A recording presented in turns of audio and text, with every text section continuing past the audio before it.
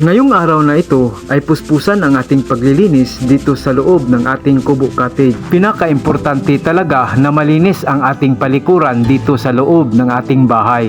May nag-order sa atin ng isang buwig na saging at agad tayong pumunta sa ating farm at nag-harvest ng isang puno at nag-harvest din kami ng kamuting kahoy. At ipapakita ko rin sa inyo kung gaano nakalaki ang mga bagong tanim kong kamuting kahoy.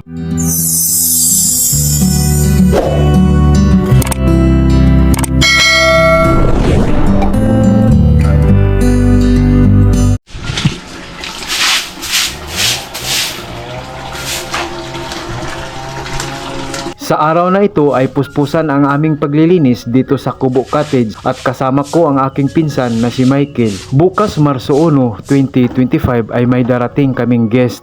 Kaya nilinis na namin at hinanda ang Kubo Cottage para maging presentable. Ngayon mga kaplanchard, naglilinis tayo dahil bukas meron tayong guest na mag-check-in. Kaya nililinisan natin ang ating Kubo Cottage para presentable pagdating ng ating mga guest. Maya-maya pa'y dumating ang ating kaibigan na si Mang Ibong na naglalako ng isda.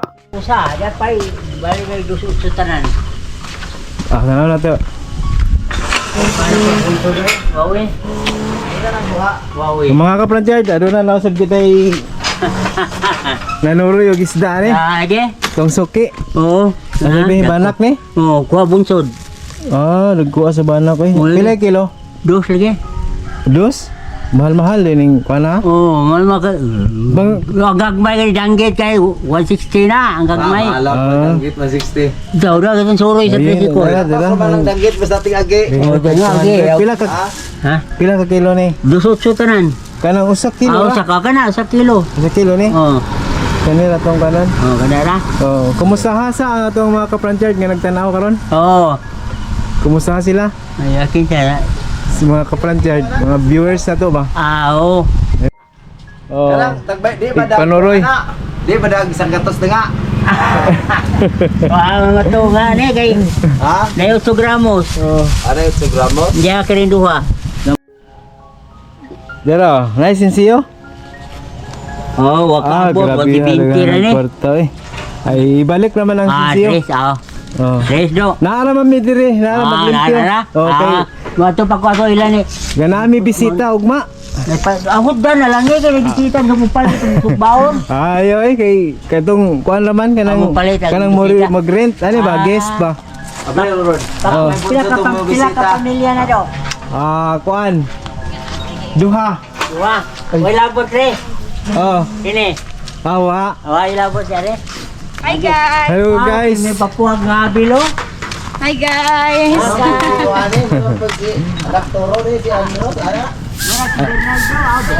Iniwan muna namin ang paglilinis ng Kubo Cottage at agad ay pumunta kami sa farm para mag-harvest ng saging at kamuting kahoy.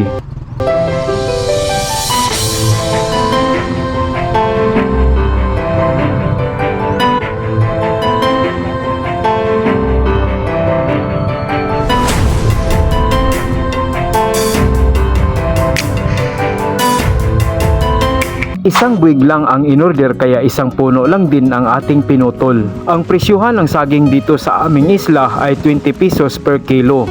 Mainam talaga kapag magsipag tayong magtanim, balang araw matitikman mo na ang bunga ng iyong pinagpapaguran. Sipag lang at tiyaga, nasa Diyos ang awa, nasa tao ang gawa. Pagkatapos naming nag-harvest ng saging ay nag-harvest din kami ng kamuting kahoy.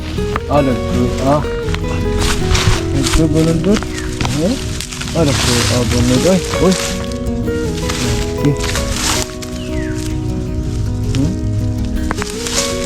Ano mga 2 ka kilo niya. Asa 2 kilo. Kana. Kana tanan? Sobra oy. Sobra. Di mawala sa mga tulo. Kato kining itimbang na nga. 2 ka buok 4 kilo ganito.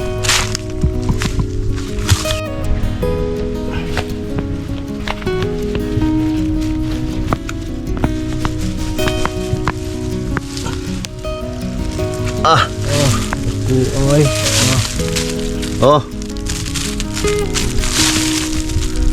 Pitsi-pitsi. Pang sumanog pang pitsi-pitsi ni.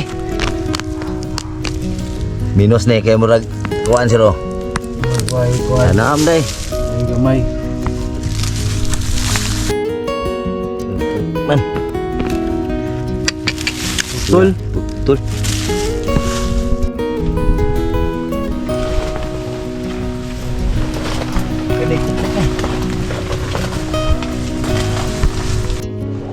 Pera.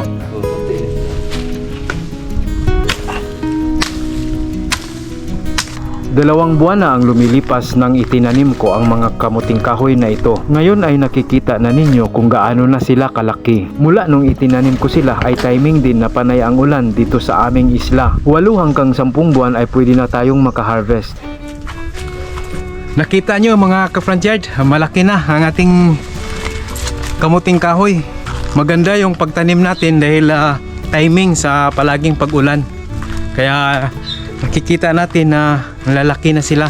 May nakita din tayong mga hinog na kakao kaya agad din nating hinaharvest. Pakunti-kunti lang hanggang maiipon ay dadami din ang ating mga buto sa ating mga kakao. Pagkatapos naming mag-harvest at matimbang ang mga saging, ay agad naming hinatid sa bahay ng aming buyer ang mga saging na kanyang inorder. Ngayon ay nandito na kami sa area kung saan ihahatid namin ang saging. Malapit lang kini at madadaanan lang papunta sa aking farm.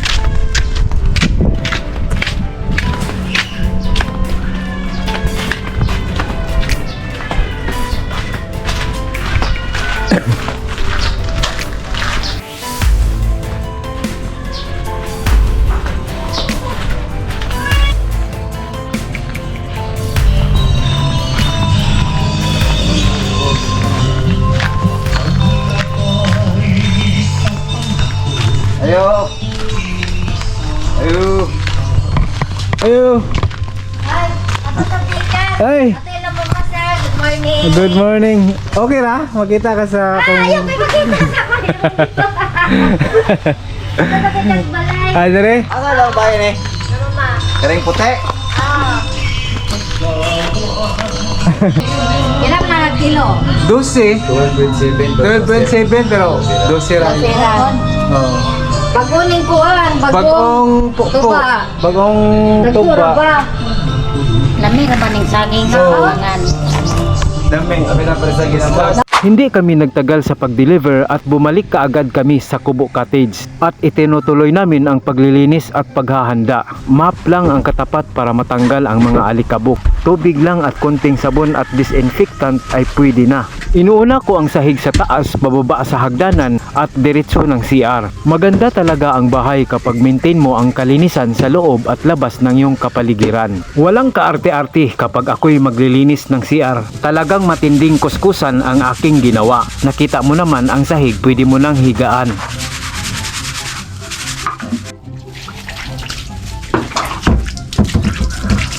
A few minutes later. Ngayon ay natapos na akong maglilinis at ipapakita ko naman sa inyo ang resulta. Tara, sama tayo at sisilipin natin.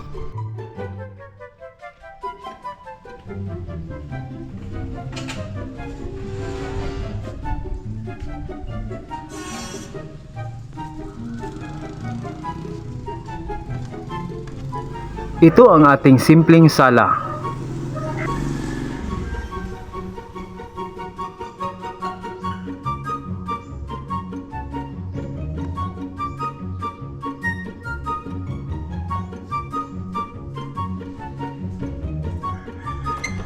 Ito naman ang ating CR.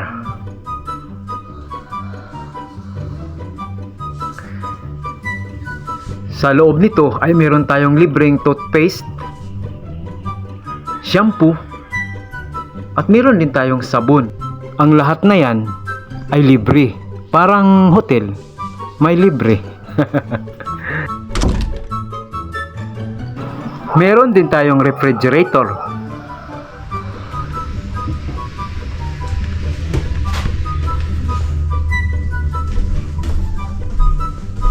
Ito naman ang ating air condition room.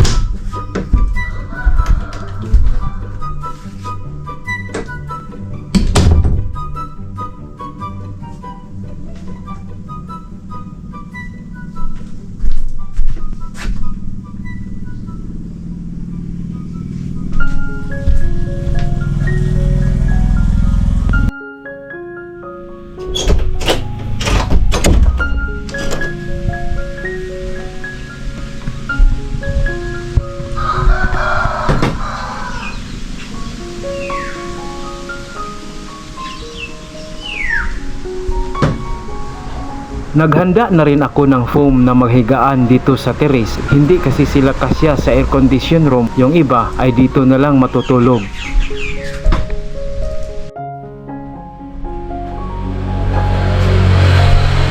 At hindi rin mawawala ang ating libreng wifi.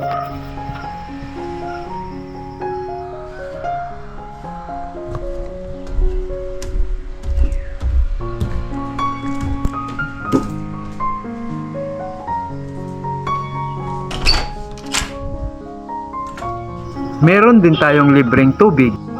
Pwede kang makaluto gamit ang gas stove at libre na ang gas. Kompleto na rin ang mga gamit natin sa kusina na pwede mong magamit.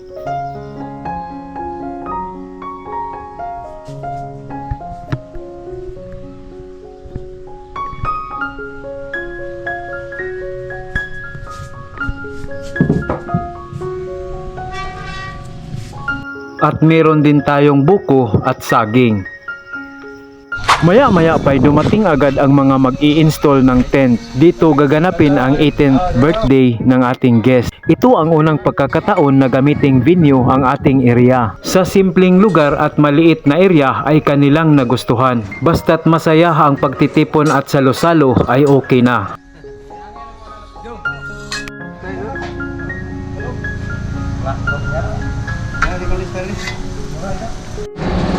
Ha? Mula dito sa Luok, Panggangan Island, Calapi, Bohol. At ito ang front yard ni Joe.